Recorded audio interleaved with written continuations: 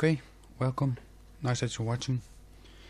In today's video I will demonstrate you how to use Kali Linux as a digital forensic framework, which can be very useful if you have by accident deleted some files, or someone says that he hasn't got any files which you are looking for, but you can then recover. In most cases you can recover all the files. Actually, it's not really digital forensics, it's more file carving, but well, that doesn't really make a change. So, what will I be demonstrating today? First of all, this video is of course to teach you how to use this. Please use this only on the files you own, or if you got permission from someone that you can search for their files, because it's a little bit well, you are messing with someone's privacy, so keep that in mind. We will be looking today at some different tools. We will be looking at Md5 Deep, at Scalpel, Foremost, Bulk Extractor, and the hex editor. While you will need the hex editor, I will explain that to you later. First of all, in the description of this video I will put a link, and on that link there's a Google Forms form, which is this form. I made this so you can test your skills. I will also include a file, disk.dd, which is this file, and this file is a raw bit-by-bit copy of a USB flash drive, on which I've put some files. And if you are good enough and if you pay good enough attention, you will be able to recover all the files, find the missing links, search for clues which I've hidden in different types of files. So it's quite a lot of fun to do, and it's just a little test, so that if you know all the answers on every question, well, you can be pretty sure that in most cases you will be able to recover the files which you need. So let's get started. I will demonstrate most of the things with the disk image I've created. It's about 1 gigabyte in size, and if you download it, at least in my case, the first time I tried it, it stopped. There was something wrong, but then I tried it again a little bit later, and it just works. So I don't know what's the case. But if you experience any problems, please put it in the comments, and I will try to help you or fix them. So, the first thing you'll have to do if you have downloaded the image is to check its integrity. That's why we'll use Md5 Deep. Md5 Deep is an Md5 Hash Calculator, which is very useful. So I'll show you how to use it. It's very easy. The syntax is up here. You just put Md5 Deep, and then the option, and then the files. So there are not really a lot of options in which we are interested in. You can of course read them and use whatever you like. But the one thing I will oh no, I'm sorry, that's the other program. So I will just do Md5 Deep, and then the image file slash desktop slash disk.dd, and press enter. So looks like it's not doing anything, but it's calculating right now. So we let it run. It should not be too long, because it's not really a very large file. So it has calculated this hash, and if we change anything in this file, even 1 bit, this whole hash will be different. So this is the hash I made when I made a file, and if we hold these together, I'm sorry, let's do this the other way around. Oh. Well, at least I think you can see it. It is exactly the same hash value. So that means that this file is still in its original state. It has not been altered in any way, shape or form. So that's nice.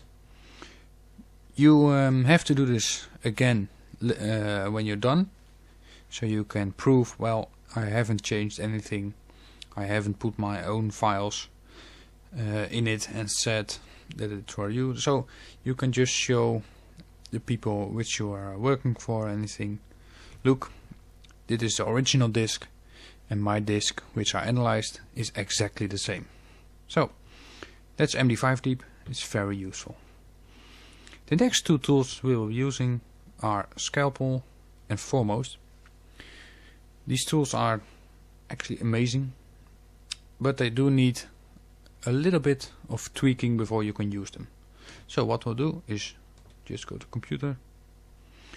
You can of course do this all in the terminal, but I like it this way because it's faster.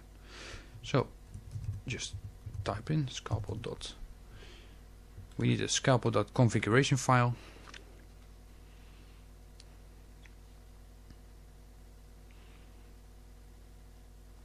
Alright. So that's the files. That's the file. It's got some information about the program and everything written here. The thing we're interested in is what's below here. Are these lines? So every line, like you see here, every line is a header and a footer, at least a header of a file. So the art files, when you have an art file, this is the header. I will explain this in the other video why you will need this, but trust me, this is the thing the computer looks for, and if it finds something like this, it will generate the file, and that's how you recover your files from the disk. Because when you delete files, it's actually only deleting the index, so it's like a book. If you got the index with the chapters, and if you rip that out, the chapters are still in the book, but you can't find them as easy. So that's basically how deleting a file works. It doesn't delete the file, it just deletes the index. Only when you rewrite the data, so all the bits have been changed, then the data is really gone. So keep that in mind. So this file, if you want to recover a file which is listed in this list, we only have to remove the hashtag. So for example, this file, if we want to recover those files, just remove the hashtag, and that's it. Scalpel automatically search for those files. We don't need that. I already got all the files I want unchecked. So when you're done, press save and close this one. We will also do the other one, which is Foremost, which is also a configuration file. And this file looks very alike, but it's a little bit different. So just scroll through it, remove all the hashtags of the files you like, and then press save. So I already have done that, so we don't have to do that because if you do that once, it will remember that for always, so you don't have to do it every time. Well, we'll start with Scalpel. Let's go to the top.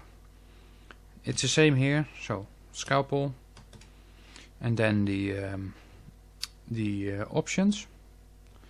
So you will need a few things. you will need the -o for output directory, -i for input directory or the file which you want, and actually that's it. The rest is optional.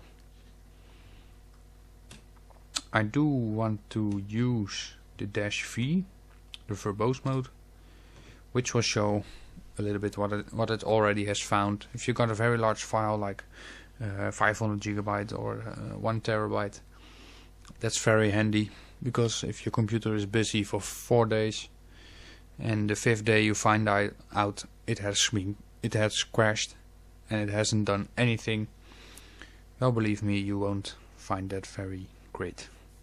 So use the verbose mode to just print information about the process on the screen, so you can look and see on which well, what it's doing. So we'll type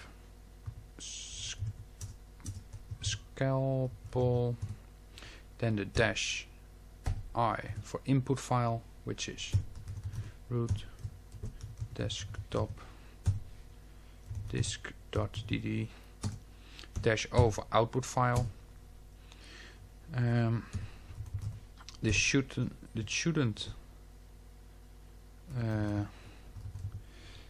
it's important that it doesn't exist already. Scalpel will create the folder for you, so let's call it evidence, and then the -v for verbose mode. So just press enter. Ooh, something is not going the way I wanted. This is the correct syntax. So just -o for the output directory, which we have to delete once again, and then -v for verbose mode, and then the input file. Don't put anything in front of it. Stupid mistake. Just put it on the end of your line. So press enter. Well, this is the verbose mode, as I already told you about. It gives you a nice percentage. So that's nice. Well, we'll leave this running and start Foremost. Foremost is very similar. Most of the time they will just find exactly the same files, but it's always good to use multiple programs, because in the case I did, there was Scalpel which did find files that Foremost didn't find. I could, of course, did a custom search and everything, but just the standard mode, it's always good to use two type of programs. So this is where you need to do the syntax, which I just did. So we'll type Foremost, then we have to specify input file. So -i /root /desktop disk.dd, and then -o for output directory. So we'll just use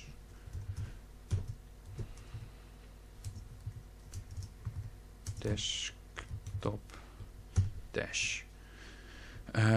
Foremost, and then also -v for verbose. Alright, let's run this one.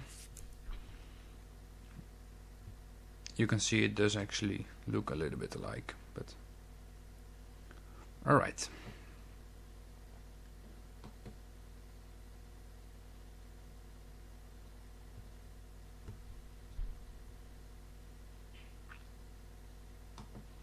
So Scalpel is done. Fast carved 10. Elapsed are 127 seconds. Alright. Oh, I made a mistake. Sorry. Most of the times it's not a good idea to run them at the same time on the same file. So if you want to do that, make a copy of the file with a little bit different name and use this. and use that. Oh, made a stupid mistake. So let's run this again. Alright. So this one is searching, and we will first look at the evidence which we have recovered. So the audit. In the audit we can see exactly what we already saw at the terminal. All the files which it has found, some PDFs, some JPEGs. So that's nice. The files are located here, 2 pictures and a few PDF files. I will not go too deep into this because of course this is all part of a challenge, so you will have to find everything yourself. This one is still running, so I will run bulk extractor. Bulk extractor is also very useful for finding email addresses and everything. I will show you. It's not really necessary for the challenge, so you could skip this, but as a total package I will show you this. So usage, bulk extractor, options, image file. So, and we do need to specify an output directory. Bulk underscore extractor dash over output dash top dash bulk dash no, and then the image file, which is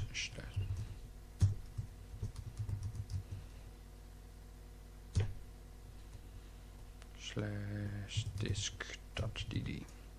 Alright, let's run this. Well, this one is doing quite a lot of work right now. The weird thing is that it's actually not doing anything here.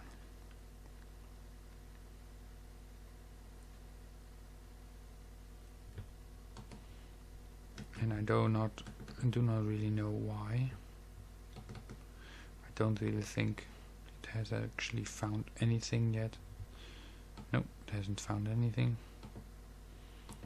So it's not really working too well. I will have to run this one again. So, oh, sorry, mistake. So let's run it again. Oh, dash T. Let's run it with dash T, which is capital T. Yes. Oh, so it makes its own folder name. That's nice. Oh, I already see what I did wrong here. You see here, there's file, which is stdin. We didn't specify a file the right way. So,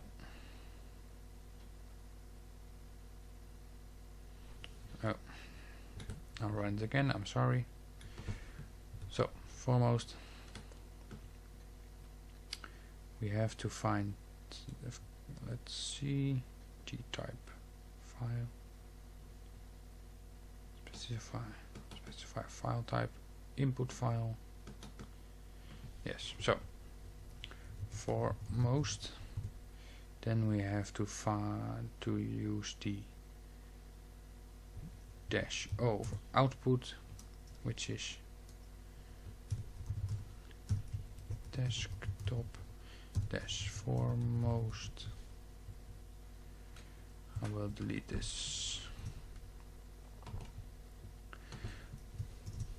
So you have to pay, of course, good attention, because if I has well, I know how long this takes, but if I didn't know that it would take a lot less time, and I would just leave this running for a day, because I think, oh well, it's a very big file, you're screwed, because it wasn't doing anything. So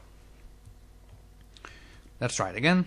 Dash I input file, which is root dash desktop dash disk dot gd. Yes. Alright, and then the dash v verbose. Yes, now it's doing something. You see right here it says file, it says the file which we're looking for, so that's nice. Alright, leave this running. Well, it has found some files, to be exact 48 email files. So that's the nice thing about this. It also creates an Md5 hash again, so we can verify. I can tell you it's the same as the one we started with. So let's see, bulk, just look at the emails. So you can find all the emails and everything. So alright, which is nice. So let's close this before I give away all the answers. Alright, we'll leave this running for a second. I will show you one thing. If you go to the terminal and type apt-get, oh well, no, sudo, just to be sure, apt-get install, and then org. It won't install anything because I already have it installed. So, but Okita is a very nice program. It's a hex editor. You have to leave this terminal open, because if you close this, the program will close as well. So don't forget it. I've made a mistake plenty of times before, so don't do that. Right, so it's open. Oh, no, not new, just open something. Root.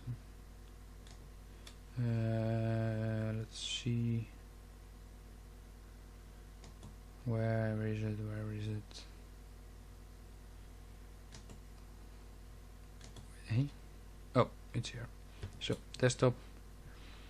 And then we have to find evidence JPEG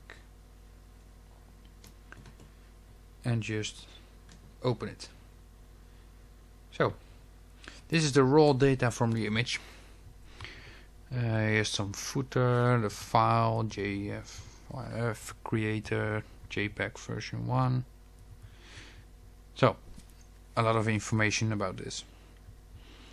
You can just scroll through this really quick.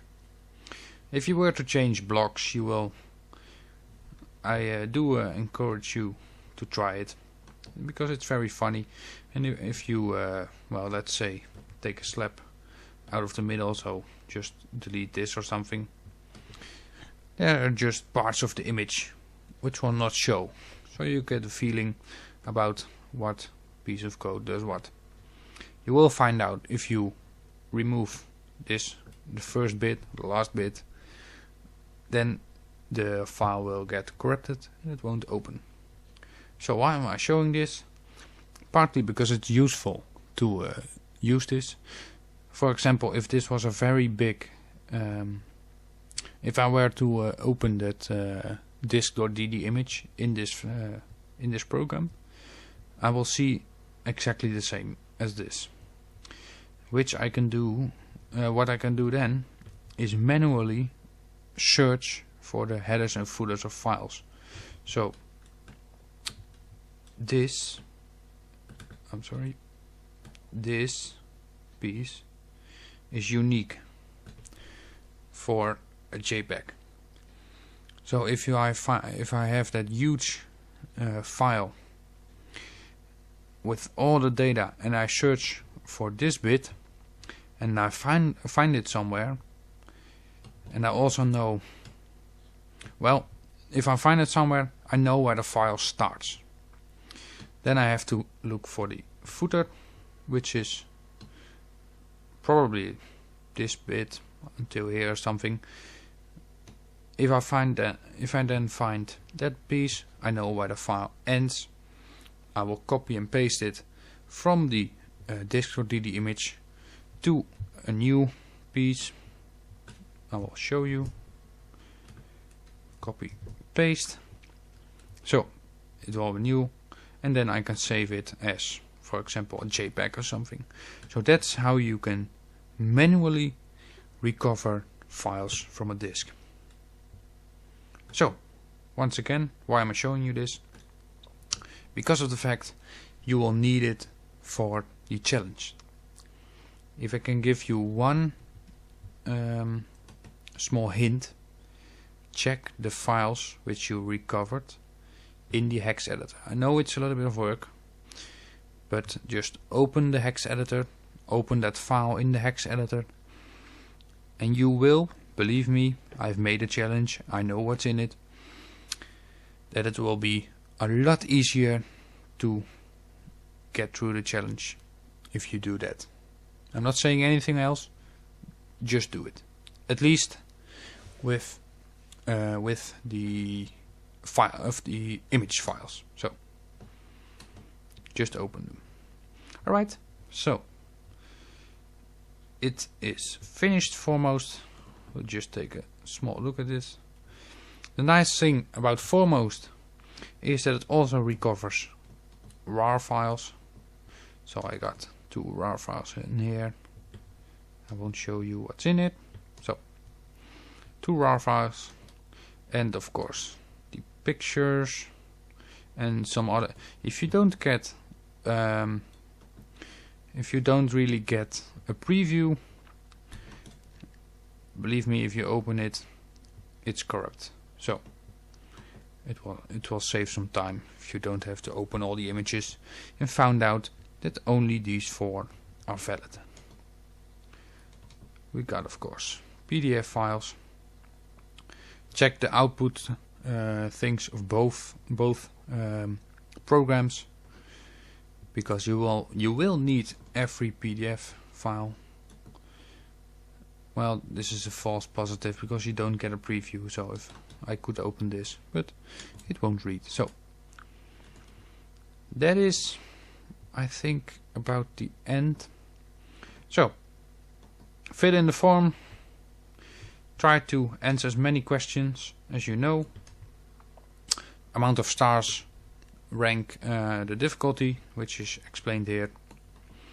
So the last question is, of course, the hardest one. I hope you understand a little bit more about file carving and digital forensics, and I hope you will use it only for the good and of course not for evil. So that concludes our video. I hope you will catch you next time.